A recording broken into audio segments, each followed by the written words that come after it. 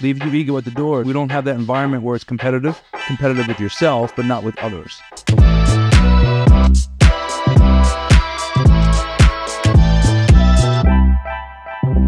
TP's cleaning up, so we're rolling on everything. Yeah. Michael, welcome to the pod. Can you fix the mic, buddy? Get closer to the mic. Bring it closer. Get close. Relax. Is that good? Michael, what's going on, brother? How are you? Good. How are you? Welcome to the pre-show. Thank you. How do you feel about being on the pre-show? I don't know. It's a little bit overwhelming, 3 cameras in your face, but I mean. Oh, damn. Here. So, Michael, first couple of weeks in, what are you thinking? I mean, I don't know. I like being here. I like what you guys do. Shut up. Boom. What's one thing you learned so far, thus far? I learned how to use Final Cut. I feel like I'm pretty good at that now. I kind of know all the keyboard shortcuts. Hell yeah. And I kind of got my workflow down for that. Like how to sync up everything and mainly just make quick, fast cuts, you know? What's one thing that was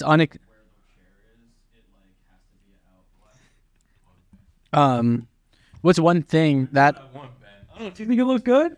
Yeah, Mike, just making sure. Nice. Do you see what I gotta deal with over here, guys? Clip this, Benny. Look at me. Clip this. Here. Give my pre-show pump-up song.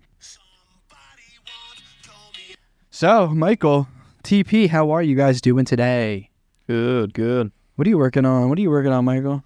I'm working on a chiropractic video. What's one thing that was unexpected to you when you started in the first 2 weeks that unexpected? Completely unexpected was kind of just I didn't know the type of projects that you work on. I didn't really I'm in the filming world through college, but I didn't realize that basically everybody nowadays, whether it's small businesses or other marketing agencies, everybody needs a video. So yeah, it really opens your eyes to who utilizes video. Yeah. And the type of videos. Yeah. Mm-hmm. Now more and more just vertical. People just short content. Short, consumable, value-driven, entertaining content. And in time, all those short forms of content are just going to keep leveling up and getting better and better and better. That's why we got to stay on top of our game, stay innovating. Yeah. Stay learning from others. Learning from others, trying new things. Meeting more people. Yeah. Because the more people you know. TP's mic sounds a little low. Dude. Do I need to talk louder? Oh, it's not plugged in all the way. It's not plugged in all the way. Yeah. That's exactly why. Wow, dude. Yeah, dude. All right, try that now. Yo. Yeah, keep going. Yeah. Talk. All right. Yeah, you're good. So, yeah, what else is up, Michael? How was your weekend? What'd you do? Good. I went golfing. Oh, where'd you golf? Herring Glen. You know where that is? I don't know. I feel like a lot of golf courses has herring in the name. It's the Academy course. So it's a par threes, Mm-hmm. and then a few 1 or 2 par 4s. What town do you live in? Flemington. Flemington. Yeah. Can't really be over in about 202. I'm not a 202 kind of guy. You're more of a Route 18 South kind of guy. No, I'm more like Route 1. My house is Route 1 right there. right there. Shout out the New Jersey highway system. Route 1's crazy. It goes all the way from Maine to Florida. No, totally. And today on Route 1's podcast. Michael, if it's one thing you want the MXM viewership to know about you, what would it be? Yeah, I guess I'm a hard worker. Like I said, I try to get stuff done, man. That's basically it. What's one thing you learned from Ben? One thing I learned from Ben, keyboard shortcuts, man. Everything when it comes to Final Cut. And basically Ben taught me the whole style of kind of how you guys run things. Damn. Because when I was talking to him about my previous style of editing, and how I like more slow shots, kind of paced out. I really I consume social media, but I really have never edited for it before. And he kind of taught me the quick, fast-paced narrative of everything, man. So how you edit these podcasts, which I'll probably be editing this one. So. All right, hell yeah. What's one thing you learned from TP? Probably not much. I don't know. He told me some color correction stuff. Michael, you got it. I got it. Appreciate you for hopping on the Real Talk podcast. Passion. Benny, what episode is this? 35. Episode 35 of the Real Talk podcast. It's your host, Joey. And Thomas. And if you like what you're hearing, please like, subscribe, and comment down below. How are you doing, TP? We're good. It's a good Monday. Good Monday. I like Mondays. Yeah, Mondays are always the best. You know, Yeah. you just get in there, get into the grind, get into the feel of things, and especially after a long weekend, we were out there slaving at the weddings. I feel like we never really like save work to finish up on a Monday. Like we always make sure we're more relaxed on a Monday, right? Yeah, definitely. And I think it's good too, especially I really don't like booking shoots on Mondays, but just having it internal, everyone in office together, getting all on the same page. Even if it's a shoot on a Monday, I always like the vibe. Yeah. Because you know what I mean? Like you're filming on a Monday instead of like where most people are like just chilling in the office, getting work done, catching up on things. We're going in here, open mind, open conversation, open ideas. That's how we do it. Who do we got on today, baby? No, you tell me who we got on today. I'll tell you who we got on today. Introducing Anthony Monetti, co-founder of Body, an esteemed figure in the realm of health and wellness. With a passion spanning over 2 decades, Anthony has dedicated himself to personal training, nutrition, and coaching. He has also been featured on MTV's influential TV show, True Life, where he shared his expertise and inspired countless viewers. As a 2-time natural Mr. Universe runner-up, Anthony embodies discipline, strength, and inspiration. Everybody welcome Anthony Monetti! Yes, sir. What's going on, brother? What's up, bro? How are you? Man, good. How much? Thank you. I like the butterfly tattoo. I got one myself. Love it. What does yours represent, bro? Mine is for my godmother who passed away. So it's like the cancer color, and then just inside the butterfly. Dope. Yeah. What about yours? My pops, man. I had a wild dream one night after he passed away. I woke up and I had this dream where like we were sitting there eating hamburgers, random. He was naked. I couldn't see him with my wife and my mother. And I'm looking across the table at him, and he's going, yeah, I can't have the ketchup. I'm like, Dad, in my head, I knew he was going to die shortly after that interaction. I'm like, bro, just have the ketchup, man. It's no big deal. Thinking like, you're going to die soon. Just have the ketchup. He's like, no, doctor said I can't have the ketchup. And he looked like really sad, you know? And the next scene, and you know, dreams are wild. Yeah. The next scene, he was like falling back. He was standing up, but he was falling back into me. Yeah. And I felt like his presence, and I woke up and I was like laying there like this, like, holy shit. I just felt like the presence of my dad, kind of like, it was wild. Yeah. So the whole like rebirth and like transformation. So those are his favorite flowers, and Oh, that's sick. yeah, it represents him. So Love that. dope. Hell yeah. For the people that don't know what you do and like what Body is, can you kind of explain a little bit about what you do? Can you just lift your mic up a little bit? Yeah. There we go. Perfect. Good. Yeah, All right. perfect. What do? I teach people how to lift weights, really, at the core. And I help them navigate through life by building their bodies at the very simple, like foundational level. There's more to it, of course. There's a lot of, emotional therapy that we do. There's a lot of like, even spiritual, like just figuring out who they are. And most people who come to us, me and my wife, they are either, lifetime dieters who have just been on roller coaster diets their whole life, or they've spent years in the gym, being bros, and were never able to get the physique that they liked or they wanted. So kind of still like never really happy with themselves. And that's like, there's really no end to that, right? So once you get to a certain level, you're still going to want more. But these people have never been like happy with their self. Like we asked the question, like, when was the last time you looked and felt your best? And it's sad because some of them are like, never. I'm like, damn, that's sad. Let's get to it. So that's pretty much wrapped up what we do. And where did the love for fitness start? So I was ADHD as a kid. Like parents said I was overactive, kind of like I was into everything, and my parents were disciplinaries, but they weren't able to. They wanted help, so to speak. So they went to a doctor, and they were like, what's wrong with this kid? Like my brother was like complete opposite of me. There's 14 years difference, me and my brother. He was like kind of very passive, very like, did everything that they asked him, and I was the complete opposite of that. So the doctors were, back then they weren't prescribing ADHD medications as easily as they are now, thank God. But they said, like, just put them in an activity, get them moving. So the judo was my first discipline, and I just fell in love with like being physically fit, or being physically active, I should say. I didn't know what fit was, but it was a way for me to kind of channel my aggression and also like get disciplined by someone who wasn't my parents. So when I wasn't in the house, I was very like, polite and like, obedient. So it was good to be in that environment, kind of like martial arts, but also like, learning how to just be, move and use the negatives into positives, if that makes sense. And then it stemmed from there. And, later on in life, I got involved with weight training, and that's when it really like changed my perspective around fitness. What changed? What was that initial change in your perspective? What did you see in fitness when you first started lifting weights that you knew that you wanted to kind of make this into a career? WWE. Like wrestlers or like, bodybuilding magazines, and just seeing that physique, like superhero like. Like, oh man.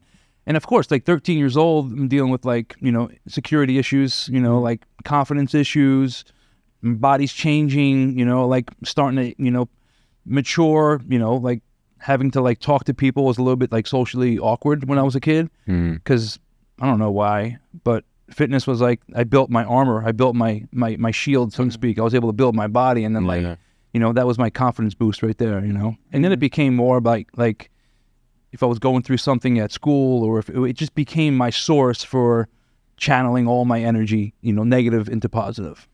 After you like exhaust your body, I'm sure you kind of do this like daily, where after you like exhaust your body like physically, are there any like mental things that you do to kind of shift your perspective as well?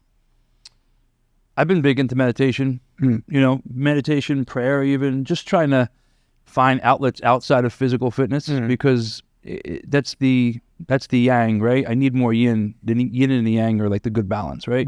So the yang is like, it's easy for me to just go in there, bust up some deadlifts, bench press, just get some aggression out. That's fine. But like, you can't always do that. I feel like I need the other side of it, because if you're going at like level 9, then like you need that balance to kind of like control your thoughts differently. Does that make sense? Yeah.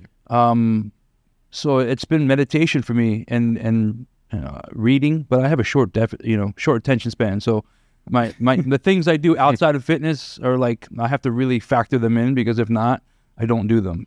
And in your career, lifting wise, when did a kind of body form, and like what was the initial idea behind the brand itself? I became a personal trainer in the city full time. Karen, we were dating at the time. We moved up to North Bergen, and I just needed to get out of my environment. I was like, I think we talked about that last week. Just all my buddies were like either living with their parents still, or like they bought their parents' home, and it was like still the same neighborhood that we grew up in. Yeah. I was just stagnant. I was like, I need to get the hell out of here. So we went to California for like 5 days, looked at places, realized it was too far away from my mom and dad. I'm a mama's boy. I'm a family guy, so I didn't want to travel that far and be away from them. New York was the best bet. So we moved up north, and I never wanted to be a personal trainer full time, because I didn't want to sacrifice something that was so special to me. And I felt like if I do this every day, I'm not going to want to do it for myself. So I was like really selfish with like letting go of that. But I got to be age 30. I was like, what the hell am I doing with myself right now? I had this gift, right? I'm really good at it. It comes very natural to me. And most people who go to the gym aren't in shape. Even though they go every day, year after year, they're still not in shape. So let me just go, right? So we went into the city, and I became a personal trainer full time and fell in love with it. And I was like, whoa, this is like, I was working next to dudes who were like twice my age, making 6 figures, 4 days a week, less than 40 hours a week. I'm like, this is pretty dope, So then, long story short, Karen, she was nutrition coach at the time. She just graduated from a nutrition course that she was interested in, still competing. She started coaching my clients on the nutrition side. So they started getting more results. Obviously, when you combine those two, you get more results. But they still weren't, getting to where I thought they could be. So Karen started cooking meals for them. So she started preparing meals for them. 4 a.m., I'm delivering their meals to them or their doorman, and then I'm training them in the afternoon, and now they're like transforming. So I was like, we were doing it illegally out of our apartment in North Bergen. And we had a fresh direct truck coming twice a week. We had baker's rack in our kitchen. We had our chest freezer in our living room. It was like, all right, if somebody gets sick from the food that we're, I don't want, so let's make this official. And then we came down to Jersey, or Central Jersey in Somerville, and opened up our studio now. Was it at a big corporate gym you guys started at? Equinox. Yeah. Do you guys take anything that you learned at the big corporate gym and kind of foster it into like the community-based gym that you guys have now?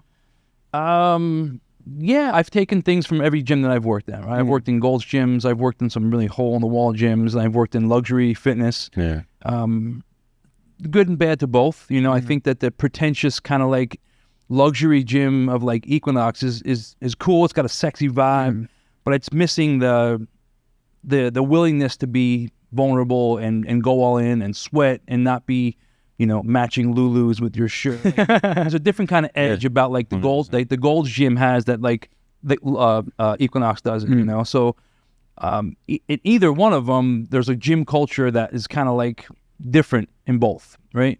So we try to bring it, to that, cheers kind of environment where you walk in, everybody knows everybody and everybody's going to get some level of support, fitness and nutrition based, so they can get to their goals. And depending on budget, depending on where they're at with what they want to do, we'll provide a service for them. Do you think that time you spent in the city kind of broke you out of your shell more? For sure. Yeah, dude, because I was like, I still a little bit like, not awkward, but like if I go into an environment, I got to like meditate a little bit and like, because I'm in my head about like what people are thinking about me. I'm constantly. So just like me. I got to take a moment to like decompress. Yeah. So being in the city, I had to be my best in order to be good in what I did. Yeah. So if I was showing up like timid, meanwhile I'm it's obvious that I'm a bodybuilder, right? I'm a little bit bigger than the average. So I walk around, I can't be like a douche and like to myself, because now if you see me, I have my hood on and I can come across like a douche, but it's really like, this is my personal time that I don't want to be bothered with anybody, So yeah, in the city, like I had to learn, I had to explore, I had to be open-minded to different things, because I was a bro back then, right? Yeah. I still trained my whole body, but I didn't really know the joint functions as much as I could have. So when I learned the joint functions and then I knew the muscles, I was like, whoa, this is great. So it's not only building the muscle, but I'm also protecting and keeping the joints safe, and then I can build more muscle on top of it, if that makes sense. Yeah. So combining the bodybuilding aspect to the functional side of it, blend it together, and now we have, a 4-phase system that's, we duplicate week after week over in the studio. And do you remember the first? No, you got it. Do you remember the first piece of content you made, just in general? Because I know like a lot of people start making content when they have like a business or something like that, but you kind of started off a little bit different than that. Yeah. So I was recording. What are those Sony big screen with like the side that Yeah. I had one of those, and I wanted to be on MTV. I was like, right before I moved into the city, I was like, what am I doing with my life? I love being in front of the camera. I had some magazine work from bodybuilding that I got some features in some magazines. I was in a Pizza Hut advertisement, national ad campaign. Oh, shit. I was in California, and I was like, I loved like this, right? I loved it. I was like, I just love telling a story, and it gave me the opportunity to come out of my shell and also be somebody else for a little bit, Not that I'm being inauthentic, but it allowed me to kind of like try to capture that person's attention. You know what I mean? 100%. So my first piece of content, it was me filming myself preparing for that MTV thing, meaning I was creating like a digital resume. Yeah. So I was filming my friends and family. I was going around I was filming a little bit of my training, asking them what they thought about me. Like complete, like, what's the word I'm looking for? We talked about it the other day. Narcissistic. Narcissistic. Yeah. Narcissistic. I was just like, so narcissistic, but I was like, I want to be on MTV and they need to know that I should be there, right? Yeah. So I filmed myself doing like this whole big thing in New York City, like where I stood out in front of Times Square, in front of TRL, took my shirt off. I had people, I was handing out shirts, and I was trying to do like this little marketing buzz. And I took that video and you guys are going to laugh, 2 VCRs, record, stop. I made like demo tapes that was like 4 to 5 minutes long of me standing in front of New York City, in front of Times Square. And I just sent it to MTV like, I don't know, 20 or 30 times, literally, trying to get their attention. And then that was really like before social media was a thing.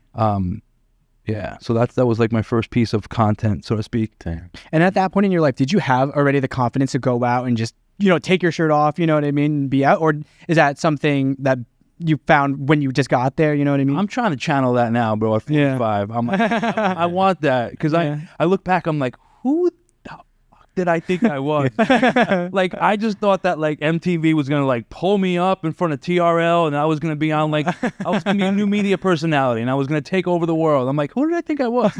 But it was ignorance. and it was like I have a dream and I want to go for it. Yeah. So it was kind of like this blend of, you know, like I said, being ignorant and like super ego just pushing me at that level.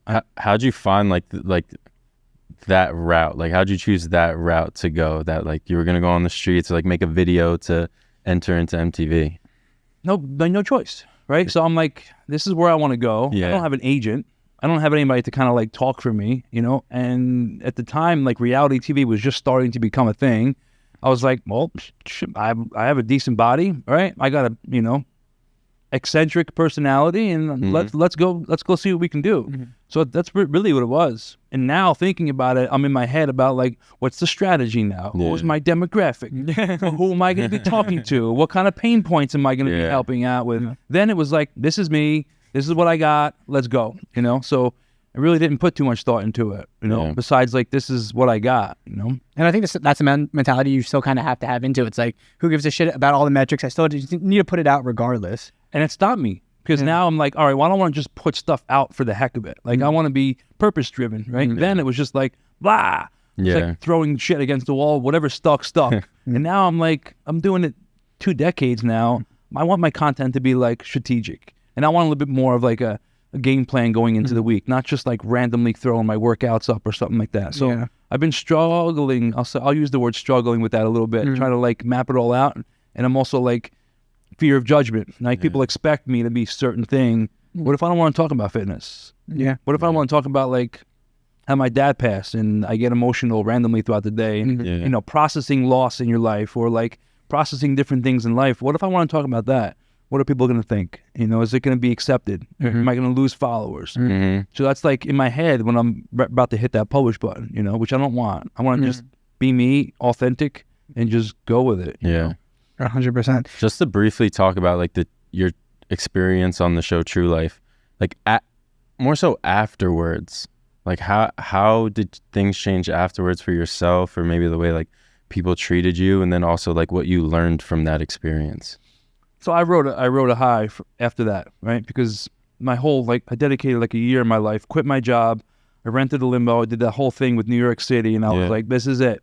And then like a year later, I was on MTV. So I really thought like, you know, manifesting, law of attraction, like I'll put it out there and I'll do it, and then I expected it to be that easy every time, which wasn't. So I rode that high for a while. Like I was telling my wife the other day, I was in Puerto Rico on vacation. Somebody recognized me because you know, MTV was just airing it everywhere. That episode was everywhere for like the first. Oh, we were months. explaining to these guys. I had no idea what it was. This was like every day the show was on, and some days it'd be like The whole day. cool, lighthearted episode, and then other times you were just getting hit hard with like some real life shit. Yep, it was dope. I mean, I wish they would do stuff like that again. Like MTV is more like. It's not about the, you know, it was a cool documentary series. It really was. Yeah, that was awesome. And I thought that my ego just got so inflated that I thought that was going to be it. Yeah. Like I was going to get sponsorship deals. I was going to be able to like pick and choose who I worked with as far as companies. These are all things that I thought about before that actually happened. So I was like, this is it. I'm here now. I made it, so to speak. No, that wasn't the case. So then I got a little bit like insecure. Like, well, maybe I'm not good enough. Maybe I'm not. Maybe it's not the right thing for me.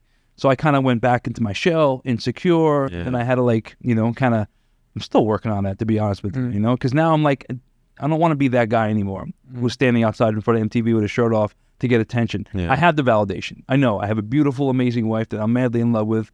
My mom loves me. I still talk to her every day. God loves me. Like, I don't need to be, you know, getting like, you know, vanity numbers on social media. So what are you doing next, bro? Like, what is your next thing that you're not, you know, just trying to get people's attention for, you know? So it was a wild ride after that, man. It was. But I don't regret it. Super fun. Yeah. How do you not pick yourself up, but how do you find that motivation after you're just on the way back down, where you have to like kind of like buckle down and just move on to the next thing? Like, where do you find that from? I don't like being down there, bro. Yeah. That's really, I don't like being low. I don't like feeling like sorry for myself. I don't like, you know, not having a purpose. Yeah. So I think that when the pain of that is heavy enough, you'll do something about it. You know, I think most people I shouldn't say most people, but people we work with specifically are in that pain state that they just get numb to it, and they don't believe in themselves to kind of like I can climb myself out of it. I was blessed and I had it at an early age, so now I know I can always go back to it. It's just a matter of how I do it in this version of me, not like the 24-year-old version, you know? Because I don't know. I don't like feeling sorry for myself. I don't like being like, you know, I like being purpose driven, waking up with a purpose. Yeah. And going about my day knowing that I'm accomplishing something and not just, you know, loafing through, you know. Dude, days are long, months are short, bro. Yeah. Like years are even shorter. So like this is it. There's no dress rehearsal. Yeah. You know? So then for the content afterwards, what were you putting out after True Life? And like, what sort of content and stuff were you putting out for like the new customers for Body? Anything and everything I can think of, bro. Yeah. And it just really wasn't in line. I'm still trying to craft that. That's what we talked the other day about. Like I need to figure out, you know, components that I can start with and then build from. Content was, I want to be educational, and I have, you know, a wealth of knowledge. My wife, over 30 plus years of knowledge between the both of us, and we love to share it. I need a structure. I lack structure. It's like somebody walking into the gym and doing the same 4 exercises for the past 5 years. Yeah. Oh, I do chest, I start with bench press, and then I do the, it's like, do something different, you know, like you need a structure. So I need that kind of structure in my life right now. And that's what the Body content and my content. I haven't posted, I've been sharing stories here and there, but I haven't been posting. So how do you keep such a, without like social, how are you keeping such a loyal community within Body? Community. Yeah. That's it. It's just like the culture there is like supportive, you know, not to use the judgment-free zone, but it's really like I'm very, very vulnerable when I'm there. In fact, like I self-deprecate more in front of people to let them know that like, oh, you know, like he's actually a really, you know, good dude, and he's not like dick, you know, and because if you see me, people will get that impression of like me just being like a jerk, typical meathead style, and I always hated that. I never want to be that guy. Yeah. So that's me personally, and everybody else is just very supportive of each other. You know, we don't have that environment where it's competitive, competitive with yourself, but not with others. And I'll call them out.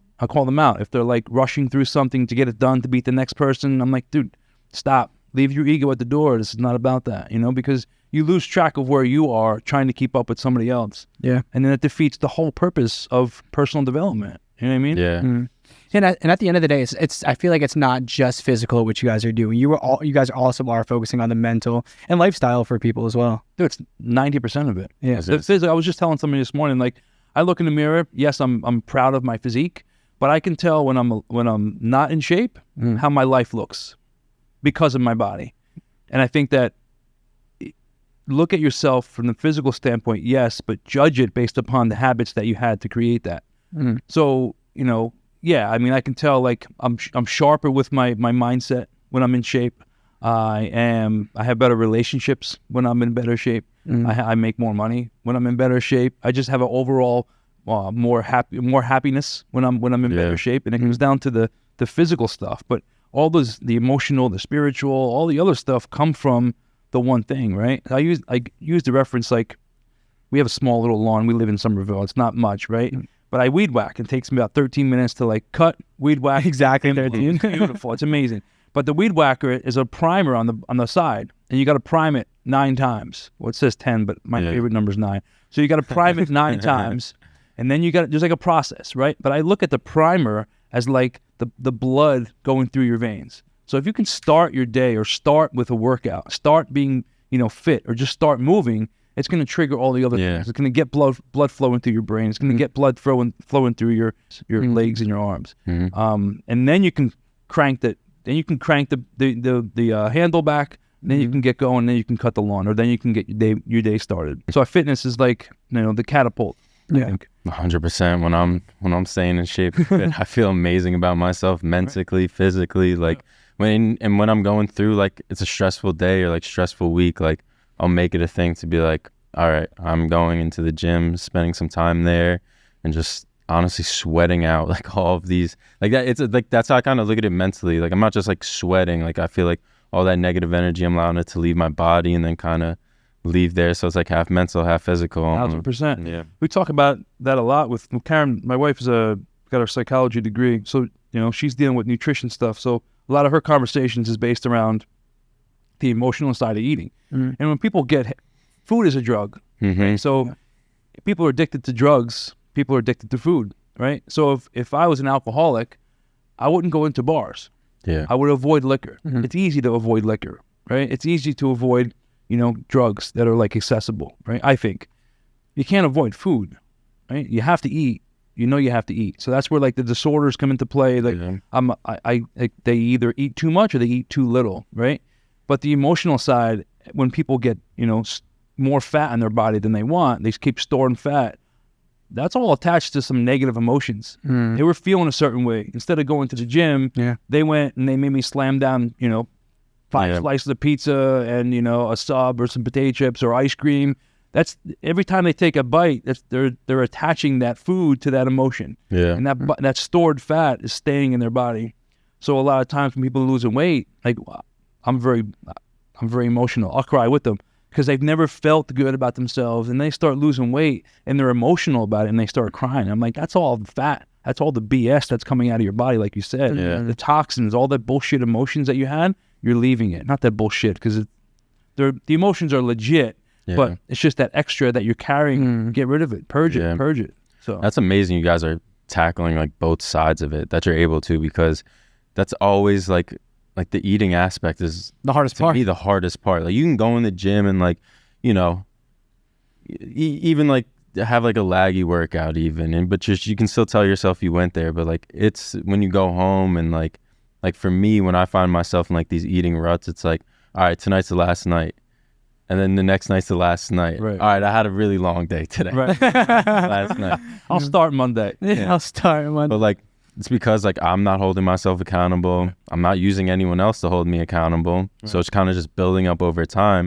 And like you said, it's just like mass. Like I clearly don't have like that mental discipline to tell myself no, because there's probably something that I'm trying to like just eat my way through till I'm at this like relaxed point. But then you wake up the next morning and you're like, You're even worse. fuck me right now. Like this is the worst. So it's temporary. If you can delay gratification and just work on some deep breathing, go for a walk, or just de-stress some other way aside from the food, you'll feel better. And then really it doesn't take much to get better at that. You just got to keep on doing it, right? It sounds simple, but that was one of my things, Thomas, that you said. When I walked into the gym, I'm a bodybuilder. So I would easily be able to cut, 20, 25 pounds every 6 months if I wanted to, because I was very disciplined in my food. Not only disciplined, my habits were supporting my weight loss. Because it's one thing to be disciplined. Like people think it's just like, I just got to stop eating this food. Yes, but you got to make sure your habits are supporting that, because if your habits, that your rituals and your routines aren't supporting that, it doesn't matter how disciplined you are, it's going to come and go, right? So you need that kind of like ritualistic kind of approach to it. And what I would see is in the gym for many years, people not changing, busting their ass, great workouts, personal trainer, not personal trainer, whatever. They were dedicated to the working out because those endorphins were addictive. They love how they feel when they work out, right? And you can't outwork a bad diet. It's been said before, right? So you go to the gym and those endorphins are kicking in, you feel great, but what do you do when you leave? And I was like, there's a missing gap here. Like, why do people like bust their ass in the gym and still not happy with the way they look? It's because they don't have a structure to their meal planning, or they don't know what to eat, or nowadays everybody's all the BS that's out there. Don't eat this. You can't eat this. Fruit's bad for you. Fat's bad for you. Don't carnivore. Vegan. Like who knows what to believe now? It's really just there's a lot of BS out there. So people are very confused. So what we do is we meet people where they're at. Where are you at? What's your approach to fitness? What are your habits around nutrition right now? And like we can just kind of keep on pushing that needle a little bit towards your goal. That's progress. We don't have to be, losing 100 pounds. It's just, let's work on losing 1 pound and get really good at that. And then we can duplicate that over and over and over, It's crazy to think that food is attached to emotion. I kind of just opened a whole door in my head. I never put the 2 and 2 together. Me growing up, like when I got into lifting, like I was watching like the bodybuilders and the bodybuilding videos, and I'm sure, the True Life episode, and like watching that, like what did you like about that culture? side? Yeah, that culture of things. And then were there things that, because I would watch the videos, and as much as I watched like the glory of it, like, I would watch videos sometimes where maybe Jay Cutler was talking about how much he hated chicken and rice Right. because it was the only thing he ever ate. Like, can you kind of pull like, and I know you have to be disciplined in that aspect of things, Sure. and kind of what you pulled from that experience? I just love that look, man. And you know what? There wasn't a lot of people who looked like that. Yeah. When you walk around, even now, especially now, not a lot of people look like they're in shape. Yeah. I mean, my wife and I, we're in the business. So when we go out to like a public place, we're like, there's not one person that's in shape right now. And I don't mean like, not one person that looks like they lift. That looks like they go to a gym. It's just like, you know, big bell. And I'm not judging. I know that the world right now is an obesity epidemic, Yeah. right? But there's just not a lot of kind of people who are in shape. Yeah. And I wanted to be different. And that was always my thing. Back then, I would carry a gallon of water around me. Now it's very common Yeah. to see that, you know. But then, that's one part of gym culture that I really like. You go to the gym now, and a lot of people are just there and they're working out, right? That's changed. More and more people are using fitness as like a part of their daily routine, which I'm happy with. That's awesome. Now, are they doing everything that they could be? There's a little bit, you know, deeper of a question, but that's one of the main reasons I wanted to be different. And as much as I wanted to prove to people and myself that like I had what it takes, you know, I had what it took, I had what it takes. Yeah. I don't know, whatever. But that look is what really was impressive to me, you know, and being different and being, you know, being a standout, you know. 100%. How do you feel about out of shape personal trainers? I mean, that's like, I mean, Karen's face in the back. well, you know, like, I asked my girlfriend this too, so I also want to know. I mean, it's hard because you don't have to be you don't have to be a good basketball player to teach basketball, right? But the experience, like, I'm not going to hire a out of shape trainer. I'm not going to hire a businessman that's making less money than me. Yeah. I'm not going to hire a media company that's doing less than me, right? So I want to strive for something. Are there people out there who could kind of BS it right through it and say, like, you know, this is, you know, what you need to do, even though I'm not doing it? I don't know. I wouldn't be able to connect with that. So I'm not in line. I mean, this is definitely a conversation like my friends and I have had before too. I mean, you don't have to look like a bodybuilder. You don't have to look like No. your girlfriend, you know? But I've seen some pretty like severe cases where it's like I don't even know how the person got themselves to like sign up with the person. Right. Yeah. Because I just believe in like, I do believe in practicing what you preach, Right. to a certain extent, especially like I think certain industries like have a certain like kind of like level you should, I mean, looking like forgetting the word, but like a standard. Yeah, a Yep. standard. And I feel like that's part of it almost. We have it as one of our core values, discipline. And it's like, you need to work out at a level that's inspiring our members. Yeah. Period. And I had to dance around some words with that because you can't just say you can't be fat and work here because that's not respectful either. That said, I do think there's something to be said about like relatable trainers. Yeah. Like, I can't relate to a lot of my clients. I have the experience and I can teach them because I know what they need and I can help them out. But I can't relate to somebody who lost 100 pounds. I can't. I've never been that heavy. Yeah. Mentally, I can relate to wanting to lose weight and get on that same page or same wavelength, but it's hard to relate. So I think some trainers, I don't know their story, and I've learned not to judge so much. You know, maybe they lost 85 pounds, now they're inspiring people. So it's like, Yeah. what you know, whatever. We in our gym, that's not going to happen because you need to work out at a level that's going to inspire our members and show that you are leading by example. That's just And discipline. right? Yeah. Exactly. Yeah. That's awesome. So what do you see for like body going forward in the future?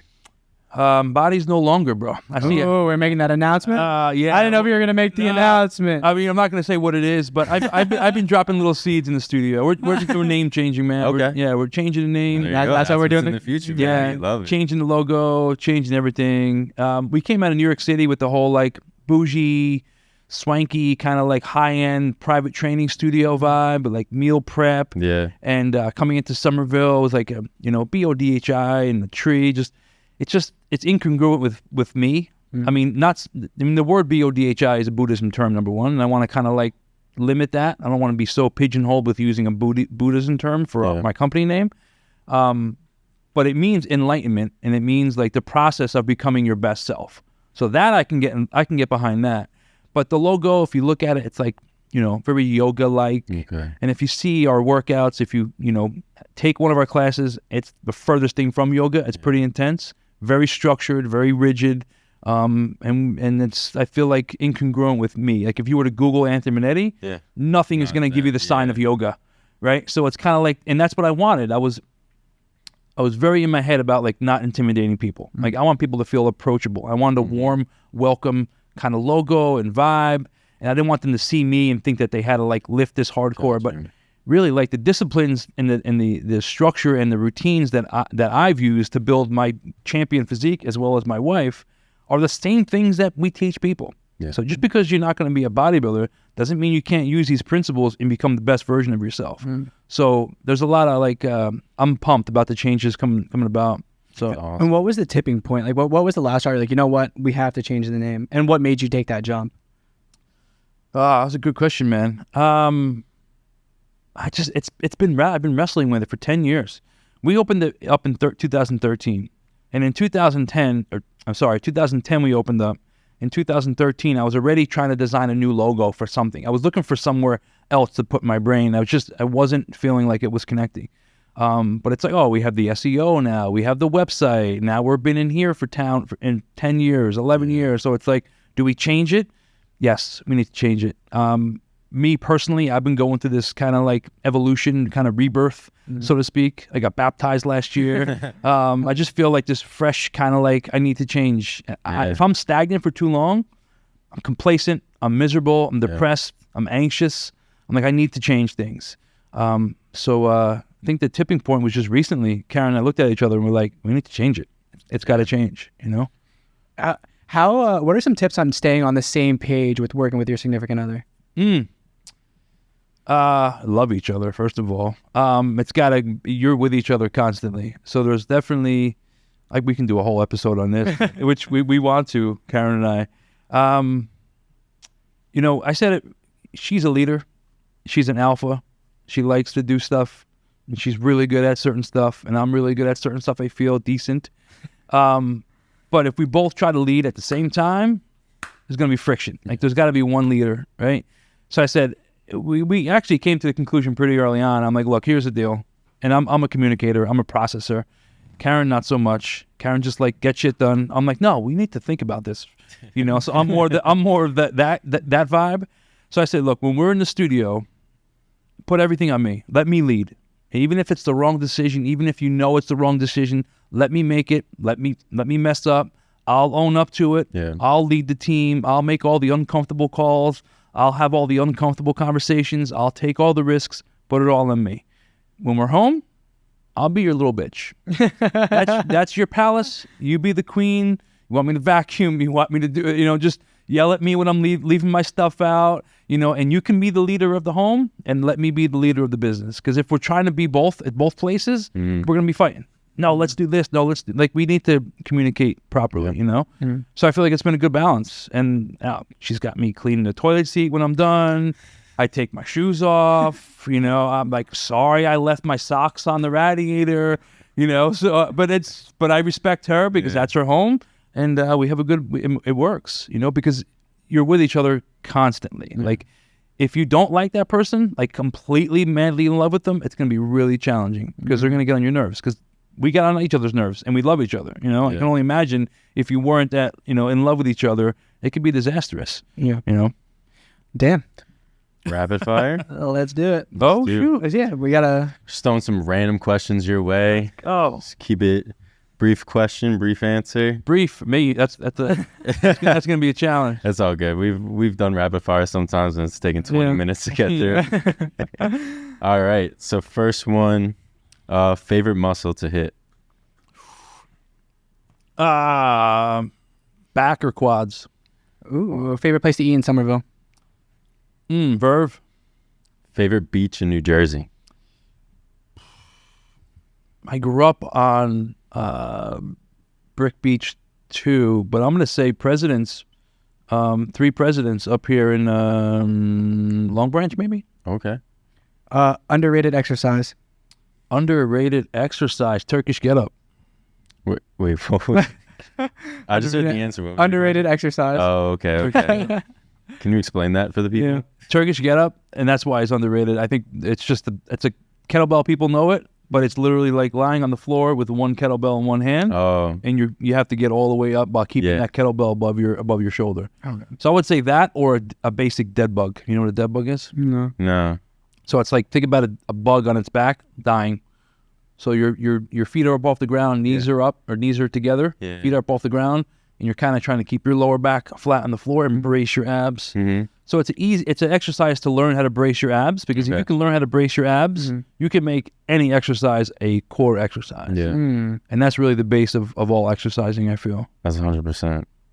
That's just bringing back memories for me back in the day when I was lifting and stuff. My back would be hurting, and then someone was like, you ain't doing it right." You got to brace it, man. Yep. You still lifting. Yeah, I am not at the same way I was. You UFC like, guy now. Okay. high school and like in college and stuff. I was really like strict diet to a point where it just wasn't even like healthy for me as like a high schooler. And I think I dove into I was dedicated for all these years. Like, I can take some time off. I just slowly got back into it, but like it's still like my go-to. Like, if I'm not, I kind of try to like train on the bags and stuff like that. Do some like Awesome. sparring here and there. I just got my head knocked off the other day, Oh, shoot. but Keep the weight training, man. yeah. Even with That's what I learned from. Shout out Alex, dude. He let me wail on him too, but it's no, I definitely like. There's just something like more disciplined about weight training. Like, I feel like that's why I kind of dip more into let me just toss my gloves on and just go and just have a kind of free flowing workout. Like, when I'm weight training, like, if I don't go in with like a game plan, Yeah. I'll be bullshitting for 2 hours. Yeah. Yep. All right, back into rapid fire. Yeah. Favorite vacation destination? Oh, I'm gonna have to go to Barbados. I was there like 7 times. We got married there, went there, trained I was competed in the Mr. Universe there. We've gone there numerous times. Just beautiful, beautiful beaches. People are super cool. 7 times. That's a lot. Yeah. We knew someone came on that went to Jamaica, like 12 times? Yeah. Alice Posito. Oh, what's that? Yeah. Favorite gym clothing brand? I like Lulu's, man. That's all I wear. Weren't you guys sponsored? Yeah. At a certain We're an ambassador. Yeah. I'm technically a legacy ambassador now. Uh-huh. It's literally all I wear. This shirt's Lulu. I mean, besides my jeans, that's all I wear. Everything I wear in the studio. I have black pants, like 12 of them, and I have black shirts, 12 of them. But yeah, they're good and they'll last forever. Favorite thing to see when you walk into a gym about a workout? Favorite thing to see about a workout? Like, I know if I walk into the gym and I see someone that's like getting after it, it just automatically like pumps me up. I would say that, man. Just people working out, is super inspiring, and people who are working out and not worried about everybody else. Yeah. The people who are in the zone, so to speak. That's super inspiring, for sure. What's key to a healthy meal? Key to a healthy meal, I would say 60% protein, lean meats. I would say 20%. What am I looking at? 60. I would say 30% fat and then 10% carbs. A tattoo that you want to get? Tattoo that I want to get. What am I looking at next? I think I'm going to get 3 or 4 birds up here, blue birds, to kind of cover this butterfly in and to resemble some trauma that, some loss I've had in the past couple of years. What's one stereotype about bodybuilding you want to break? That we're not dumb. That we're not meatheads. But, most of us, some of us are, but yeah, bodybuilding just got a bad negative connotation. And I tell people in the studio, I'm like, you're bodybuilding right now. You're bodybuilding. You're building your body. Let's break it down to the most simple form. You don't have to be in posing trunks in a banana hammock to consider yourself a bodybuilder. That's competitive, sure, but if you're going to the gym, you're building your body. So that's what it is. Favorite car? Favorite car? Ben, you're next. My client about 2 months ago let me drive his Audi A8. Fire. That was a special Yeah. machine, man. That was pretty dope. And I would say if I had to do a second one, I'm not really much into when I was younger, dude, I had like Corvettes, I had Mustangs. Yeah. Now I'm like, it's not going to make me happy for longer than a week. It'll novelty will run off, you know? I got a 2017 GTI that I absolutely love. So I would say, I would say my first car. Don't you have a GTI? Yeah. What year? 5. Nice, dude. Yeah, that would be my second. Yep, you know? All right. You got a favorite cheat meal that you go to? Favorite cheat meal? Such a good one, Ben. Ben with the banger. Damn, I didn't think of that. Favorite cheat meal? You know, my version of cheat has changed. It used to be like, you know, slam down pepperoni pizza and some ice cream. Now it's like, you know, sushi rolls. My version of cheat has changed. You know, I would say sushi. What's one exercise most people get wrong? Deadlift. And what's the key to a good deadlift? I mean, I wish I can show you, but flat back, hip hinge, fold at the waist, keep your back flat, and brace your core. Those would be the top 3. Yeah. Ben, put some B-roll over that. What's one piece of advice you give your younger self? There you go. Just keep believing in yourself. Just keep believing in yourself no matter what, and don't get distracted by what other people may think or what you think other people think of you. Piece of advice you'd give your older self. Yeah, that's an interesting one. Yeah. Future self. You can also look at your future as being tomorrow, right? Like that's my Exactly. future self. Like keep believing in yourself. Keep on, keep it on. Yeah. Don't quit. And where can the people find out more about you? Easiest way is Insta, IG, Anthony, Monetti. And connect with me there. It's probably the easiest way. Any quote or piece of advice you want to leave with the people into that camera? Believe in yourself, trust the process, and practice patience. Anthony Monetti, everybody. Yes, sir.